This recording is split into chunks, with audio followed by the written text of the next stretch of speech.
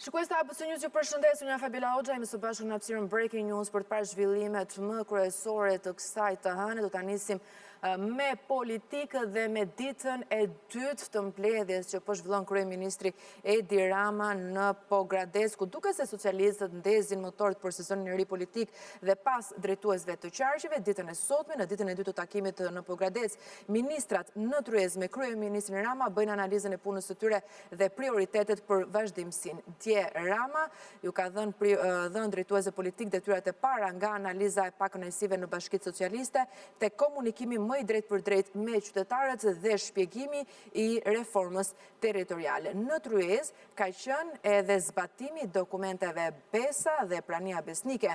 Ndjekim një përmbledhje të zhvillimeve të djeshme.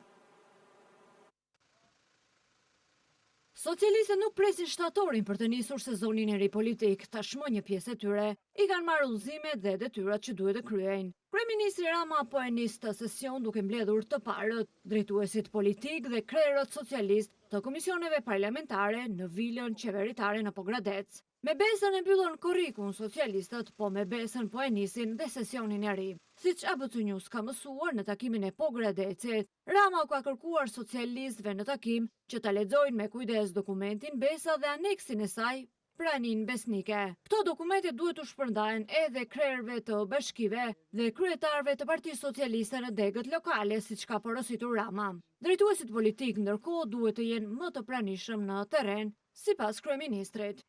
Kemi diskutuar për Besën, kemi diskutuar për praninë besnike, kemi diskutuar për ekosistemin e ri të komunikimit me qytetarin, kemi diskutuar edhe për pasqyrën unike, pasqyrë Albania, ku qytetarët do të kenë të pranishëm të gjithë institucionet dhe ku ambicia është që më herë se vonë të arrijmë në pikën që çdo kërkesë, çdo shqetësim, çdo halli i qytetarit drejtuar institucioneve të jetë si një pako dhe nga ana tjetër shteti, qeveria, institucionet ndjekin përgjegjësitë. Reforma territoriale që aktualisht është në proces vendimi në pushtetin bashkiak ishte një tjetër pikë e diskutimeve. Rama ka kërkuar të di nga drejtuesit politik përse ka patur revolt në Bashkitë Socialiste. Por tani fokusi i tyre është të shpjegojnë pse reforma e re territoriale që ndryshon hartën e bashkive nga 61 në 46 synon më shumë shërbime dhe marrjen e tyre më shpejt. Por objektivi i Partisë Socialiste shkon në 2027-ën, atëherë kur do të mbahen zgjedhjet për pushtetin vendor. Siç është e zakonshme në radhët e socialistëve, ata edhe këtë herë, sipas porosisë së kryesocialistit, duhet të nisin përgatitjet që tani për zgjedhjet e pranverës së ardhshme. Në tryezë pati dhe diskutime për një bashkëpunim më të mirë, ministër, deputet, drejtor dhe drejtori vendore, por dhe komunikim më aktiv me publikun. Por takimet edhe më të rëndësishme do të vijojnë të hënën, kur Rama ka thirrur ministrat në takim, ku pritet të bëhet bilanci i secilit dikaster. Ndërkohë, këto takime do të përmbyllen me mbledhjen e asamblesë së PS-s që parashikohet të mbahet në fillim të shtatorit, ku shpesh Rama komunikon vendime të rëndësishme. Gazetarja ABC News Andon Kellu ndodhet sërish në Pogradec, aty ku po zhvillohet edhe takimi i radhës i kryeministrit me ministrat. Çfarë pritet të ndodhë ditën e sotme? Ne do të jemi në këto momente në një raportim të drejt për të na sqaruar dhe se kur do të nisë ky takim.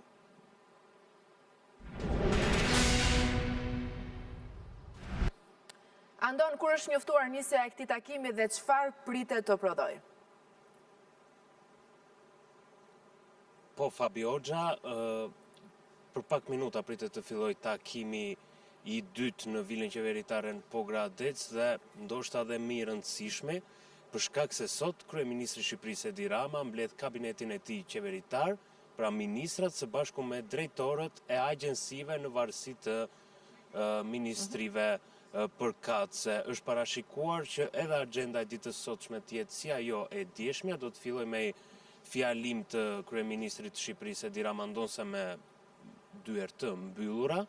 Më pas do të jenë ministrat, një nga një, të cilët do të raportojnë për rreth 15 minuta secili mbi punën e tyre në vitin e parë të mandatit të 4 të qeverisës, pra prej kohës kur janë emëruar si ministra në shtator ose në shkurt të këtij viti, në varësi të emërimit, dhe më pas do të ketë edhe një pjesë të dytë të ritritit. Pjesa e dytë do të jetë fokusuar kryesisht tek diplomacia dhe marrëdhëniet me jashtë, si dhe edhe një pjesë do të flitet për komunikimin e ministrave me publikun dhe sigurisht me qytetarët online dhe në terren. Dhe në fund do të mbyllet me një fjalë të vetë kryeministrit Edi Rama. Ky sigurisht është një sezon i ri politik tashmë, por mbledhja e kabinetit qeveritar këtu në vilën qeveritare në Pogradec vjen vetëm pak ditë para se Edi Rama në cilësinë e kryetarit Partisë Socialiste të thras asamblen e përgjithshme të Partisë Socialiste, aty ku njofton zakonisht vendimet për ndryshime në qeveri apo edhe në drejtimin e Partisë Socialiste, kryesisht në rang drejtuesish politik. E kuptoj. Mirë, ndon, nëse do të ketë edhe zhvillimet e herpashershme gjatë kësaj mbledhje, padyshim do të jemi në raportim të drejtë për drejtë për të përcjell, por momentin të falenderoj. Mirë, do ndalemi tek ngjarja e rëndë që ka ndodhur një ditë më parë në Shkodër, ku babë e birë, ata humbën jetën në një atentat në Dukajgjin më konkretisht, dhe sipas hetimeve të deri tanishme, ata kanë rënë pre e një prite, ndaj tyre është qelluar me 2 armë. Deri në këto momente thuhet se është qelluar deri në 50 herë, pasi janë gjetur në fakt 50 gëzhë. Një tjetër person ka mbetur i plagosur. Ka dyshime edhe për motivet e kësaj ngjarje, megjithatë ne do të jemi në këto momente me kolegun Simon Shkreli për t'i marrë hapasapi të gjitha detajet e kësaj ngjarje. Simon.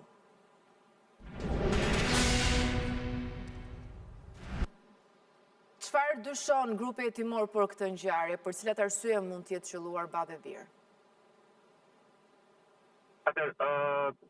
Përshëndetje Fabi, pra kemi të bëjmë një ngjarje të rëndë e cila ka ndodhur në zonën e Dukajgjinit, njësinë administrative të Pult në afërsitë të fshatit Ngull të kësaj njësie administrative, ku kanë mbetur të vrarë babë e birë Prel Gjoni, 82 vjeç dhe 57 vjeçari Lek Gjoni, ndërsa i plagosur rënd, cili ndodhet në spitalin e traumës të Tiranë Lek Bashi, cili ndodhej pasagjer në sedilin e pasme të automjetit. Ajo që vëhet re edhe nga vendi i ngjarjes, kemi të bëjmë me një breshri automatiku, ku në vend ngjarje janë gjetur mbi 50 këshoja Kalashnikov dhe një këshoj MP5, ku dyshohet se në këta atentat kanë qenë të përfshirë më shumë se 2 persona. Nga ana tjetër, ngjarja besohet se këtë ndodhur rreth orës 14, ndërkohë që për shkak të mungesës së qarkullimit në këtë rrugë, por edhe për shkak të terrenit fyer malor dhe vështirësive të komunikimeve për shkak të mungesës së valve telefonike, dyshohet se njoftimi ka ardhur në sallën operative rreth orës 17:20, ndërkohë që rreth orës 19 në ngjarje kanë pritur forcat e policisë për shkak edhe të rrugës së vështirë dhe terrenit të vështirë malor. Pistat të cilat grupi hetimor po heton, por që nuk janë pistat të sigurta, kemi të bëjmë me hetimet ose dyshimet që disa vite më parë familja Gjoni ka qenë e përfshirë në një konflikt, por që nuk është një pistë themi kështu e sigurt mbi të cilën po heton grupi hetimor. Nga ana tjetër kemi të bëjmë edhe me pistën e dytë, atë të divorcit të 57 vjetarit rreth disa muaj më parë me pasorët e hetimit, cilën kanë 4 fëmijë, për shkak se si Lek Gjoni, i cili punonte kishte një ekskavator dhe një kamion me të cilën transportonte materiale ndërtimore dhe kryente punë të ndryshme në shërbime, qoftë me kamionin i qoftë me ekskavatorin, nuk njeh person i cili kishte konflikte dhe probleme dhe person problematik, qoftë nga ana e policisë, por qoftë edhe nga banorët e zonës. Nga ana tjetër, mbetet e vështirë përcaktimi për shkak të mungesës së dëshmitarëve, por edhe të mungesës së kamerave në gjithë këtë rrugë për të parë qoftë lëvizjet e autorëve të dërtuar ose personave të cilët mund të jenë lëvizur në këtë zonë. Ajo që dihet tashmë është se rreth një ditë më parë Pret Gjoni pra ditën e djeshme Pret Gjoni dhe Tek Gjoni kanë shkuar tek shtëpia e tyre në fshatin Ngull dhe ditën e djeshme pas dreke janë kthyer nga fshati Ngull ku edhe kanë rënë në prit të mirë organizuar, ndaj të cilëve janë shprehur breshri automatiku mbi 50 plumba që janë gjetur në vendin e ngjarjes. Kjo është ngjarja e dytë në këtë zonë, pas asaj të Korrikut ku ka mbetur i vrarë stetasi me mbiemrin Koçeku, i cili dyshohet se është vrarë për shkak të gjafaris. E kuptoj. Mirë, Simon, unë të falenderoj për të gjitha informacionet që përsohet për këtë ngjarje. Flasim për një tjetër ngjarje të rëndë që ka ndodhur në Kosovë, një çift nga Malisheva mbi ta është qelluar me armë në banesën e tyre. Për pasojë e reja shtatëzën ka humbur jetën, ndërsa bashkëshorti me plagë të rënda është dërguar në spital. Krimi ka ndodhur në dhomën e gjumit të çiftit, ndërsa motivet dhe autorët e krimit janë ende të panjohur. Një ngjarje e rëndë shënuar në orët e vona të së dielës në Malishev, e cila ka tronditur vendin. Një grua 25 vjeçare shtatzan humbi jetën, ndërsa bashkëshorti i saj 26 vjeç mbeti i plagosur pas të shtënave me armë zjarri në dhomën e tyre të gjumit në fshatin Kërvasi. Sipas autoriteteve në Kosovë, efektivët mbërritën menjëherë në vend ngjarje, ku gjetën çiftin e bashkëshortëve të plagosur. Të dy u dërguan fillimisht për ndihmë mjekësore dhe më pas në qendrën klinike universitare të Kosovës. Rreth orës 1:10 pas mesnate, policia u njoftua nga spitali se gruaja kishte ndërruar jetë si pasojë e plagëve të marra, ndërkohë bashkëshorti i saj po merr trajtim mjekësor i intubuar. Policia ka gjetur dhe ka sekuestruar një armë zjarri, e cila dyshohet se është përdorur gjatë ngjarjes. Në vend ngjarje kanë mbërritur edhe prokurori i shtetit, i cili ka urdhëruar nisjen e procedurave për veprën penale vrasje e rëndë. Autoritetet vijojnë hetimet për të përcaktuar rrethanat e sakta të ngjarjes, dinamikën e të shtënave dhe motivin. Deri në këtë fazë nuk janë bërë publike të dhëna të tjera, të cilat do të mund të qartësonin se si ka ndodhur ngjarja brenda banesës. 5 ditë pas krimit, policia gjen me sferave thikën e përdorur për vrasjen e portugezit në Ksamil. Autori Sokrat Vata dyshohet se ka hedhur armën e ftohtë në anë të rrugës në periferi të Ksamilit. Ekspertiza do të jetë vendimtare për të zbuluar nëse arma e sekuestruar është përdorur në vrasjen e 20 vjeçarit. Një provë e re i shtohet hetimet për vrasjen e turistit portugez në Ksamil. Hetuesit kanë gjetur një thikë e cila dyshohet se mund të jetë përdorur në vrasjen e 20 vjeçarit Luis Miguel Varela Mendes. Burime nga grupi i hetimit konfirmojnë se arma e ftohtë është gjetur e hedhur në ferra në krahun e majtë të një rruge periferike në Ksamil. Sipas burimeve, vendi ku gjet thika dyshohet se është edhe pika e fundit, ku DJ i lokalit Principote ka transportuar me automjet 29 vjeçarin Sokrat Vata, të dyshuarin kryesor për vrasjen. Pas daljes nga automjeti, Vata dyshohet se ka hedhur thika në ferra dhe është larguar me vrap, ndërkaq thika është sekuestruar nga grupi hetimor dhe pritet i nënshtrohet ekspertizave, të cilat do të përcaktojnë nëse bëhet fjalë për armën e përdorur në vrasjen e turistit portugez. 20 vjeçari Luis Miguel Varela Mendes humbi jetën pas disa goditjeve me thikë në kraharor dhe në shtëpinë pas një konflikti në Ksamil. Për ngjarjen, policia e Sarandës ka arrestuar 11 persona, ndërsa 2 të tjerë janë shpallur në kërkim. Mes arrestuarve është dhe Sokrat Vata, i cili u kap në fshatin Levan të Fierit, i fshehur në bagazhin e një automjeti. Ekspertiza e thikës së sekuestruar pritet të jetë një nga provat që mund të ndihmojnë hetuesit në zbardhjen e plotë të vrasjes. Një konflikt i hershëm mes çiftit shqiptar po hetohet si një nga pistat kryesore për krimin e rëndë në Athinë. 40 vjeçar shqiptar dyshohet se vrau partnerin e tij dhe më pas vete, ndërsa hetuesit kanë zbuluar edhe një denoncim të viktimës ndaj tij në vitin 2024. Pamjet e kamerave dhe aktiviteti i autorit në rrjetet sociale janë pjesë e provave që po analizohen nga Departamenti i Vrasjeve në Greqi. Një marrëdhënie e tensionuar mes viktimës dhe autorit dyshohet se Orzana filla e krimit të rëndë në Athinë, ku një 48 vjeçar shqiptar vrau partnerin e tij me armë dhe më pas i dha fund jetës së tij. Të dy kishin pasur një lidhje në të kaluarën, ndërsa autoritetet po hetojnë konfliktet mes tyre dhe motivin që çoi në ngjarjen fatale. Sipas hetimeve, gruaja kishte kallëzuar 48 vjeçarin në polici në vitin 2024, duke akuzuar për vjedhjen e një motociklete. Megjithatë, deri më tani nuk rezulton që mes tyre të ketë patur denoncime për dhunë në familje. Pamjet e kamerave të sigurisë kanë ndihmuar në zbardhjen e dinamikës së ngjarjes. Burri dyshohet se kishte pritur viktimën pranë hyrjes së pallatit në makinën e tij, kur 45 vjeçarja mbërriti. Mes tyre nisi një debat për të cilin ai e qelloi me armë dhe më pas përdori të njëjtën armë ndaj vetes. Gruaja identifikuar si Julieta Obzova kishte lindur në Shqipëri dhe dispononte dokument identifikimi grek. Ajo nuk jetonte në pallatin ku ndodhi krimi, por kishte shkuar aty pasi vajza e saj banonte në atë ndërtesë. Autori Altin Allmuça, me origjinë shqiptare dhe banues në Kalithea, u gjet i vdekur pranë viktimës.